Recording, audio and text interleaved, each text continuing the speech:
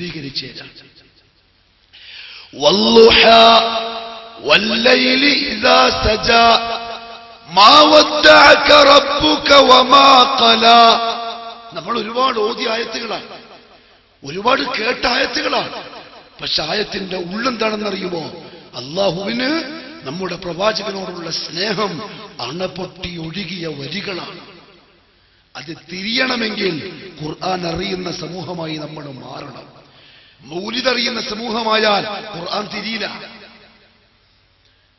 12 ദിവസം മൗലിദിന്റെ കിതാബെടുത്ത് വായിച്ചു പ്രസംഗിച്ചാൽ ഖുർആനിന്റെ ഉള്ളടക്കം തിരിയൂല.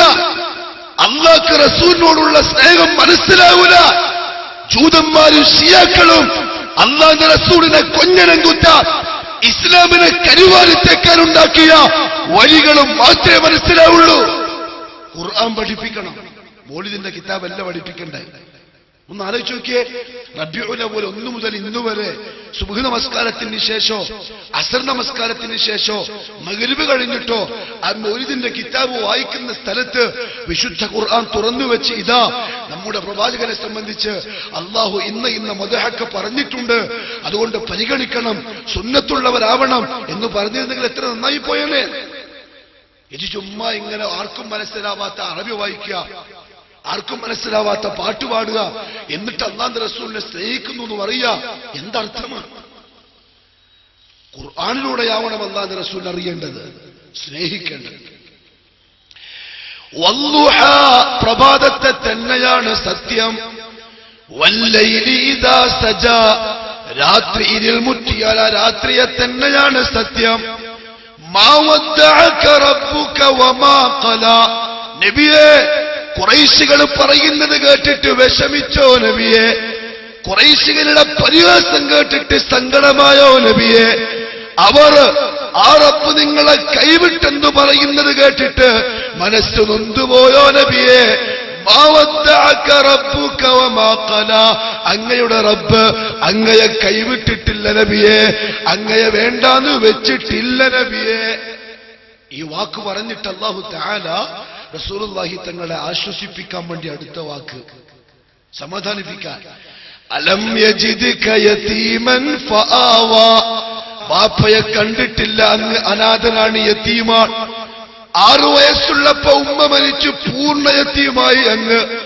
യതീമായി ജീവിക്കവേ സുരക്ഷിതമായ കൈകളിൽ ഫആവാ, നാം അങ്ങയ്ക്ക് അഭയവും സംരക്ഷണവും തന്നില്ലേ?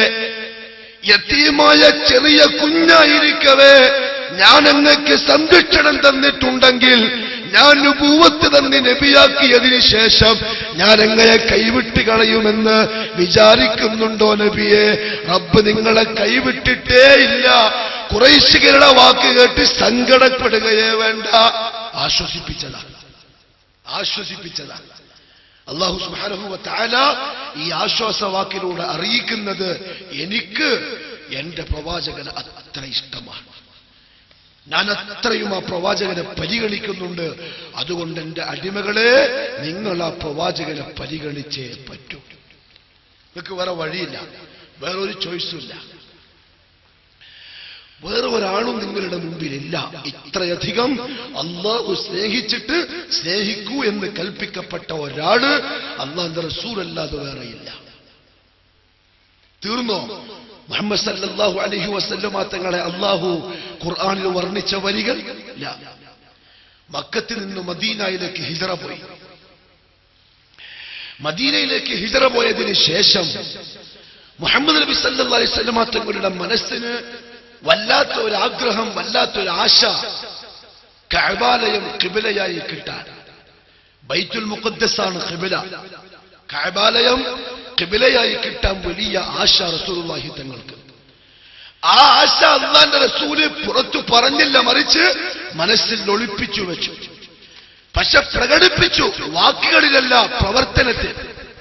മക്കത്ത്, മദീനത്ത് റസൂലുള്ളാഹി തങ്ങളുടെ പള്ളിയിൽ ഇരുന്ന് കഅബാലയത്തിന്റെ മക്കയുടെ ഭാഗത്തേക്ക് നോക്കും ചിലപ്പോൾ, എന്നിട്ട് ആകാശത്തേക്ക് നോക്കും.